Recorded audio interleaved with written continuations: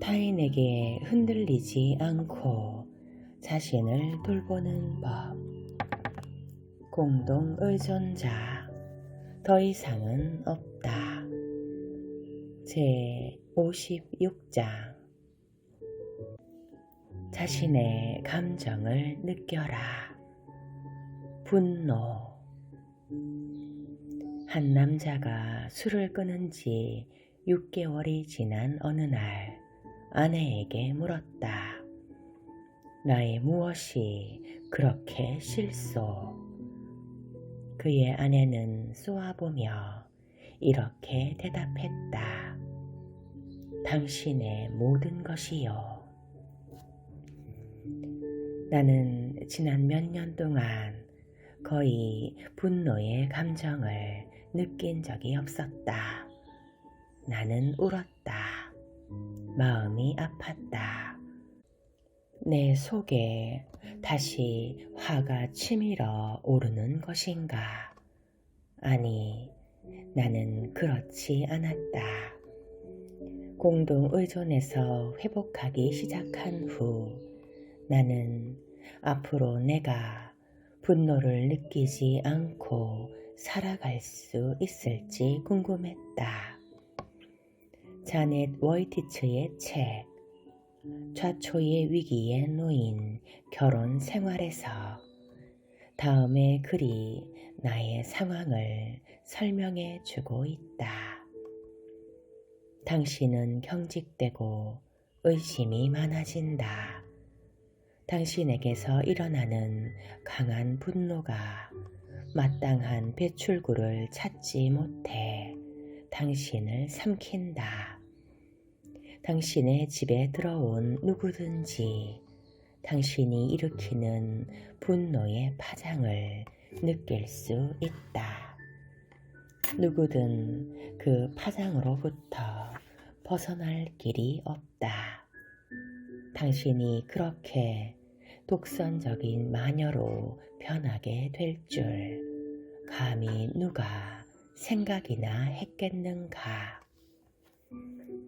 분노는 거의 모든 사람들의 삶의 일부를 이루고 있는 감정이다. 아이들도, 성장한 10대들도, 어른이 되어서도 분노를 느낀다.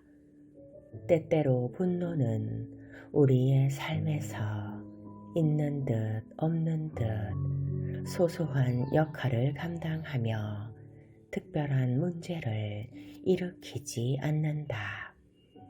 분노가 일어나면 우리는 그것을 발산한 다음 정리한다. 우리는 삶에서 일어나는 여러 가지 일을 계속 다루어 가며 살 수밖에 없고, 그러면서 우리의 문제도 풀려간다. 그러나 우리 같은 공동 의존자의 경우는 다르다. 우리가 알코올이나 마약 중독자 또는 심각한 문제를 가진 사람과 관계를 맺고 있다면 특히 더 그럴 것이다. 분노는 우리의 삶에 커다란 역할을 한다. 분노는 우리의 삶 자체가 되기도 한다. 알코올 중독자가 화를 낸다. 우리도 화를 낸다. 자녀가 화를 낸다. 강아지조차 화를 낸다. 모든 사람이 항상 화가 나 있다. 어느 누구도 충분히 자기의 분노를 발산한 적이 없는 것처럼 보인다. 우리가 고함을 치지 않는다 할지라도 화가 나 있지 않은 척 하려고 해도 우리 마음에는 화가 가득 차 있다. 우리는 표정과 세밀한 몸짓들을 통해 우리의 심정을 드러낸다. 적대감은 여차하면 튀어나올 기세로 수면 아래에 숨어 있다. 분노는 종종 폭탄처럼 폭발한다. 폭탄은 터지면 없어지지만 분노는 터져도 없어지지 않는다. 알코올 중독자가 다음과 같은 말을 한다. 당신이 어떻게 감히 나에게 화를 낼 수 있지? 나는 왕이야. 나는 내 뜻대로 할 거야. 다른 방법이 있을 수 없어. 하지만 당신은 화를 내서는 안 돼. 공동 의존자는 다음과 같이 반응한다. 내가 화를 낸 건 아무튼 당신 때문이야. 화내고 싶을 때는 나도 언제든지 화낼 거야. 하지만 공동 의존자는 다음과 같이 혼자 생각하기 시작한다. 어쩌면 이 사람이 옳을지도 몰라. 내가 감히 알코올 중독자에게 화를 내다니. 이런 감정을 느낀다는 것 자체가 내게 문제가 있는 거야. 우리는 이렇게 죄책감을 더 씌우며 우리의 자존감에 가해진 충격을 다스리려 한다. 하지만 분노는 여전히 우리 주위를 맴돈다. 문제들은 해결될 기미가 없고 분노의 바람은 잦아들지 않는다. 분노가 안에서 굶어가며 들끓고 있다. 술을 끊거나 진행 중이던 문제로부터 회복되는 축복 같은 일들이 일어났다 할지라도 분노는 자기 자리를 지키고 떠나지 않는다. 이것은 일반적인 현상이다. 보통 알코올 중독자가 도움을 받아야 하는 상황에 이르면 분노는 절정을 향해 치닫는다.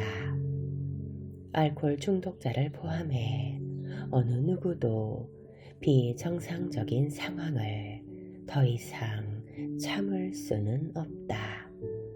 분노는 종종 더 강해지기도 한다. 아마도 공동 의존자는 자신이 느끼는 분노가 자신의 잘못이 아니라는 것을 태어나서 처음으로 배우게 될지도 모른다. 공동 의존자는 너무도 오랫동안 분노를 자신의 책임이라고 믿어왔던 것에 대해 심지어 새로운 분노를 느낄지도 모른다. 공동 의존자가 그제서야 처음으로 분노를 느끼고 표현한다고 해서 걱정스럽게 바라볼 필요는 없다.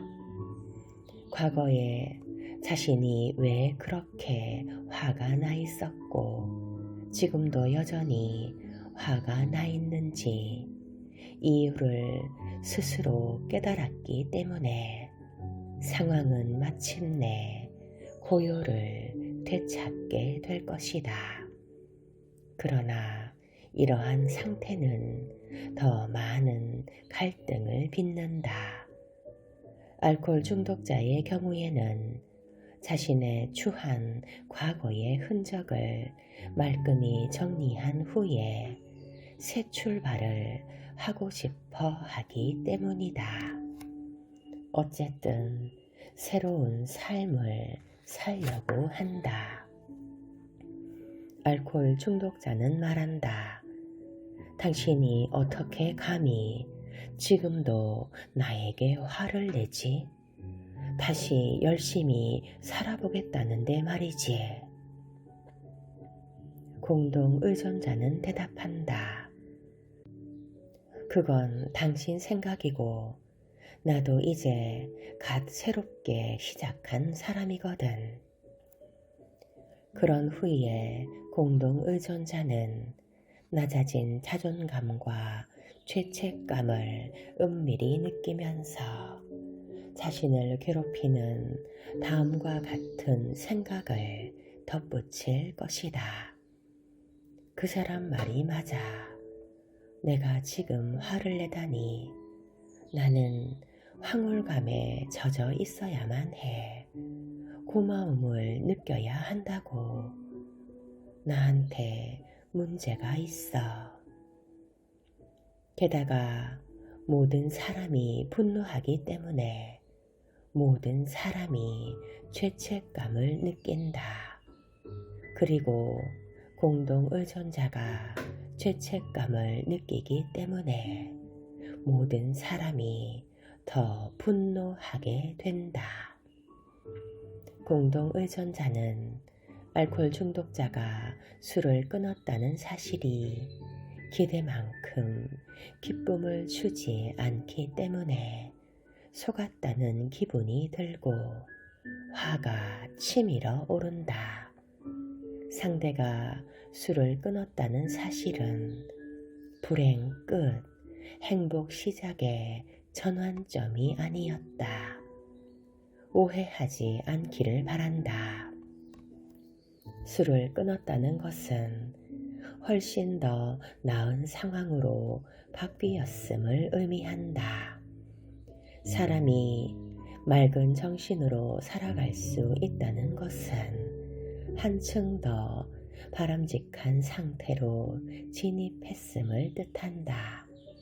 하지만 술을 끊었다는 것이 분노한 인간관계에서 파생된 모든 문제를 한순간에 없애주는 마법의 치료약이 될 수는 없다. 오래된 분노는 타서 없어지고 새로운 분노가 불을 지피는 연료가 된다. 알코올이나 혹은 문제에 의한 위험이 여전히 존재하고 있지만 그것은 더 이상 비난의 대상이 될 수 없다. 분노를 치료할 의료적 목적으로 더 이상 약물을 사용할 수 없다. 공동의존자는 더 이상 친구들로부터 공감을 받는 일도 그리고 그들에게 자신을 의탁하는 일도 기대할 수 없다. 우리는 알코올 중독자가 술을 끊었다는 사실 혹은 쉽게 고쳐질 수 없는 문제가 해결되었다는 사실이 놀랍기만 하다. 우리는 스스로에게 이렇게 묻는다. 나에게 무슨 문제가 있을까? 용서하고 잊어버릴 순 없을까? 그리고 공동의존자는 한 번 더 예전처럼 자신에게 문제가 있는 것은 아닌지 궁금해 한다.